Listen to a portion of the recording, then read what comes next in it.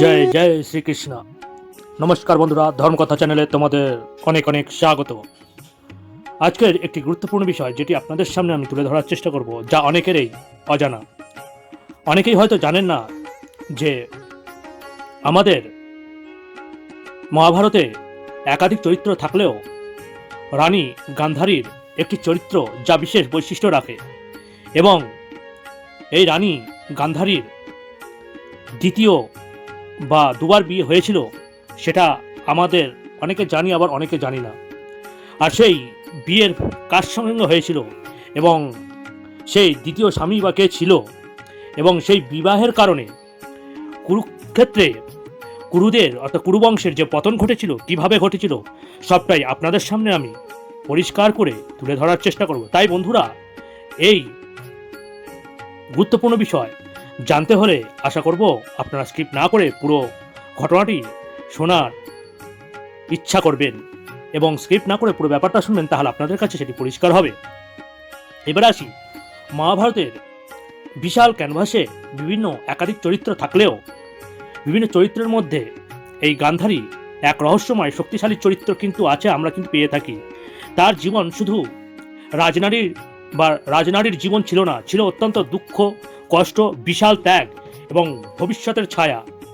জ্যোতিষের অদৃশ্য দুর্গড়ায় দাঁড়িয়ে থাকা অশুভ সংকেত, আর শেষে এক মহা বিপর্যয়ের দিকে এগিয়ে চলা একটি দীর্ঘ পথ, এক দীর্ঘ জীবন। গান্ধারী জন্মেছিলেন গান্ধার দেশের রাজপরিবারে, যা এখন আফগানিস্তানে অবস্থিত। সেখানে তিনি বিদ্যা, নীতি, জ্যোতিষবিদ, শিক্ষা, রাজনীতি সমানভাবে বিকশিত ছিল। ছোটবেলা থেকেই তিনি অত্যন্ত সুশীল, ধার্মিক, বিনয়ী স্বভাবের ছিলেন। তার সৌন্দর্য, বুদ্ধিমত্তা, শান্ত স্বভাব দেশের সর্বত্র প্রসিদ্ধ ছিল। এমনকি বলা হয় যে তার জন্মের লগ্নে জ্যোতিষীরা দেখে জানিয়েছিল যে এই কন্যা অসাধারণ প্রতিভাধর হবেন, অর্থাৎ প্রতিভাশালী হবেন। কিন্তু তার জীবনে এক বিরাট অন্ধকার নেমে আসবে। সেই অন্ধকারের শেকড় ছিল তার কুণ্ডলিতে, যেটি ভবিষ্যতে শুধু তার নয়, সমগ্র কুরুক্ষেত্রের ইতিহাস বদলে দিয়েছিল। এবার আসি, এই গান্ধারীর কুণ্ডলিনীতে একটি ভয়ঙ্কর দোষ পাওয়া গেছিল। সেই ভয়ঙ্কর দোষ কি? দ্বিবিবাহ যোগ। জ্যোতিষশাস্ত্রে যাকে বলা হয় জন্মছকে এমন একটি স্থানে বিপরীত গ্রহের অবস্থান, যা দুইবার বিবাহের যোগ সৃষ্টি করে। অর্থাৎ প্রথম স্বামী বিবাহের পরে মৃত্যুবরণ করবে, অর্থাৎ এখনকার প্রচলন অবস্থাতে যাকে আমরা বলি মাঙ্গলিক দোষ। আর দ্বিতীয় স্বামী জীবিত থাকবে। এই ভবিষ্যৎবাণী সাধারণ পরিবারের জন্য যেমন ভয়ানক, তেমনি রাজপরিবারের জন্য ছিল আরও বড় চিন্তার কারণ। রাজনীতির ক্ষেত্রে কোনো কন্যার প্রথম স্বামী মারা যাওয়া মানে সেই কন্যার ভবিষ্যৎ সম্পর্কে একটি প্রশ্ন ওঠে।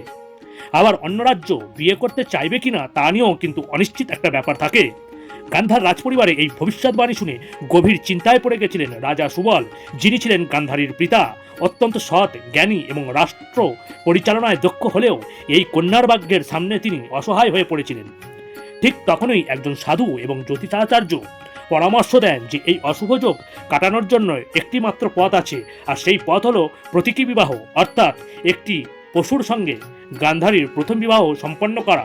পরে সেই পশুর বলিদান দিয়ে বিবাহ সম্পূর্ণ বলে গণ্য করা হবে এবং মূল দোষ কেটে যাবে। সেই যুগে এই পদ্ধতি অজানা ছিল না। বহু রাজবংশ এই ধরনের প্রতীকী বিবাহ করে অশুভ যোগ কাটাতেন। ফলে রাজপরিবারও বাধ্য হয়ে সম্মতি দিল। রাজকন্যা গান্ধারীর প্রথম প্রতীকী বিবাহ একটি ছাগলের সঙ্গে সম্পন্ন করা হলো, অর্থাৎ তার প্রথম স্বামী হলো একটি ছাগল বা ছাগ। মন্ত্রপাঠ, অগ্নিসাক্ষী, শাস্ত্র আর রীতি মেনে সেই বিবাহ হয়েছিল, এবং সেই ছাগলটিকে বলি দেওয়া হয়। রাজপরিবারের সদস্যরা মনে করলেন যে এখন কুণ্ডলিনীর অশুভ যোগ কেটে গেছে, আর গান্ধারী নির্ভয়ে ভবিষ্যতে বিবাহ করতে পারবেন। কিন্তু এখানে একটি গুরুত্বপূর্ণ ঘটনা ঘটে। গান্ধারীর এই প্রতীকী প্রথম বিবাহ, ছাগলের বলিদান, সব কথাই কিন্তু চেপে দেওয়া হলো, অর্থাৎ বাইরে কাউকে জানানো হলো না। এই গোপনীয়তার পেছনে কারণ ছিল একটি রাজনৈতিক বিশাল কারণ। যদি এই খবর বাইরে যেত, অন্য কোনো শক্তিশালী রাজ্যের সিংহাসন উত্তরাধিকারী রাজা গান্ধারীকে কিন্তু বিবাহ করতে চাইতো না। রাজনীতি, কূটনীতি আর সমাজ ব্যবস্থার চাপে এই ঘটনাটি অতি গোপন রাখা হয়। গান্ধারিণী জানতেন যে এই কথা প্রকাশ পেলে তার ভবিষ্যৎ বিপন্ন হতে পারে, ফলে তিনি নীরব থাকেন। সময়ের সঙ্গে সঙ্গে গান্ধারী হলেন কৈশোরোত্তীর্ণ, অর্থাৎ তিনি যৌবন হলেন। তার বুদ্ধিমত্তা, সৌন্দর্য, মহৎ আচরণ আর ধর্মপরায়ণতা তাকে করে তুলেছিল সকলের প্রিয়। তখনই কুরু সাম্রাজ্য থেকে গান্ধারীর জন্য বিবাহের প্রস্তাব আসে, যা পিতামহ ভীষ্ম নিয়ে এসেছিলেন। প্রস্তাবটি এসেছিল হস্তিনাপুরের অন্ধ রাজপুত্র ধৃতরাষ্ট্রের জন্য। ধৃতরাষ্ট্র শক্তিশালী, বলবান এবং কুরুবংশের উত্তরাধিকারী ছিলেন। যদিও তিনি জন্ম থেকেই অন্ধ ছিলেন, অর্থাৎ যাকে বলা হয় জন্মান্ধ, কিন্তু তার আগুনের মতো অভিমান, জেদ, শক্তিশালী দেহ এবং উচ্চাকাঙ্ক্ষা অনেককে বিস্মিত করত। রাজনৈতিকভাবে ধৃতরাষ্ট্রের সঙ্গে বিবাহ মানে ছিল কুরু ও গান্ধার দুই রাজ্যের মধ্যে দৃঢ় সম্পর্ক। সুবল রাজা তাই প্রস্তাব গ্রহণ করেন। বিবাহের দিন নির্ধারিত হলো বড় আয়োজন, উৎসব, আলোকসজ্জা, সঙ্গীত, নৃত্য সকলেই ছিল। কিন্তু গান্ধারীর মনে একটি ভয় লুকিয়েছিল, তার সেই প্রতীকী প্রথম বিবাহের কথা। যদি একদিন ধৃতরাষ্ট্র কোনোদিনও যদি জানতে পারেন তিনি কি গ্রহণ করবেন আমাকে, রাজপুত্রের স্বভাব অনুযায়ী তিনি ক্রুদ্ধ হলে কি হতে পারে। গান্ধারীর এইসব প্রশ্নে কাঁপছিলেন, কিন্তু সময়ের স্রোত কোনো মানুষের ভয়কে অপেক্ষা করে না। তাকে যেতে হলো হস্তিনাপুরে ধৃতরাষ্ট্রের কাছে। ধৃতরাষ্ট্রের প্রথম দর্শনেই অনুভব করেন গান্ধারীর মহত্ব। তার শান্ত স্বভাব, তার বুদ্ধি, তার বিনয় সবই ধৃতরাষ্ট্রকে আকৃষ্ট করে। যদিও তিনি অন্ধ ছিলেন, কিন্তু মানুষের স্বভাব, স্পর্শ, স্বর, আচরণ সবকিছুই অনুভব করার তার তীক্ষ্ণ ক্ষমতা ছিল। ধৃতরাষ্ট্র গান্ধারীকে বুকে জায়গা দিলেন। গান্ধারীও স্বামী ধর্ম পালন করে তাকে নিজের জীবনের উৎসর্গ করলেন পত্নী হিসাবে। এমনকি তিনি নিজের চোখ বাঁধলেন যাতে তার অন্ধ স্বামী এই একা বঞ্চিত না থাকেন, তার সঙ্গে তিনিও যাতে এই ফল ভোগ করেন। এটি ছিল তার অনন্য ত্যাগ, যা ইতিহাসের এক বিরল দৃষ্টান্ত। কিন্তু ধৃতরাষ্ট্র যখন শুনলেন গান্ধারীর কুণ্ডলিতে দুটি বিবাহের যোগ ছিল এবং তিনি আগে একটি ছাগলের প্রতীকীর বিবাহ সম্পন্ন করেছিলেন, তখন তার রাগ অগ্নির মতো উজ্জ্বল হয়ে উঠল। একজন রাজপুত্র হিসাবে তার অহংকারের আঘাত লাগলো। তিনি মনে করলেন তাকে প্রতারণা করা হয়েছে। গান্ধারীর পরিবার তাকে এই বিষয়টি জানাতে ভুল করেছে। তাকে জানায়নি কেন সেই রাগে, এমনকি বিবাহের আগে এটি গোপন রাখা কেন হয়েছে। ধৃতরাষ্ট্রের ভেতরে জমে থাকা অসহিষ্ণুতা এবং অহংকার ভয়ানক রূপ নিল। তিনি নিজের রোষে সিদ্ধান্ত নিলেন গান্ধার রাজপরিবারকে শায়েস্তা করবেন, কারণ এত বড় ব্যাপার তারা কেন তার থেকে লুকায়িত করল। ধৃতরাষ্ট্রের আদেশ দিলেন গান্ধার নরেশ, সুবল এবং তার সমস্ত পুত্রদের কারাগারে নিক্ষেপ করা হোক। রাজ্যের সেনারা সেই আদেশ পালন করল। সুবল এবং তার পুত্রের রাজপরিবারের বহু সদস্যকে বন্দী করে রাখা হলো অন্ধকার কারাগারে।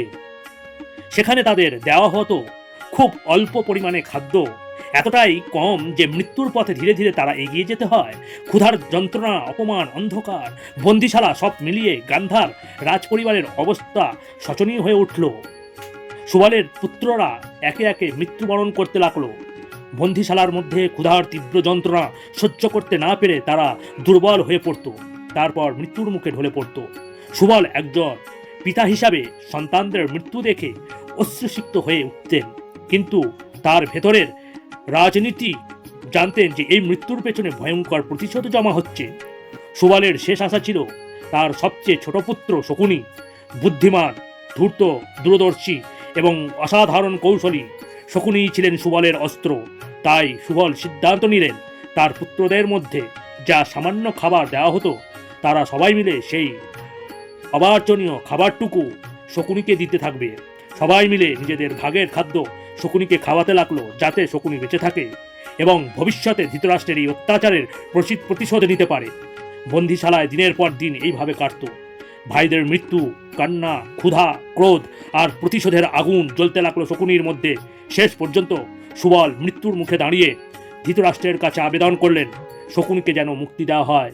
তিনি জানতেন শকুনি বেঁচে থাকলে একদিন কৌরব বংশের পতন ঘটিয়ে তাদের প্রতি হওয়া অত্যাচার বদলা নেবে। সুবল মৃত্যুর আগে শকুনিকে বললেন তার দেহের হাড় বা অস্থি দিয়ে পাশা তৈরি করতে, আর সেই পাশা হবে কৌরবদের বিনাশের অস্ত্র। শকুনি চোখে প্রতিশোধের আগুন জ্বলে উঠল এবং পরবর্তী সময় শকুনি হস্তিনাপুরে প্রবেশ করলেন। প্রথমেই তিনি সকলের বিশ্বাস অর্জন করলেন। দুর্যোধনের তিনি হয়ে উঠলেন সবচেয়ে প্রিয় মামা।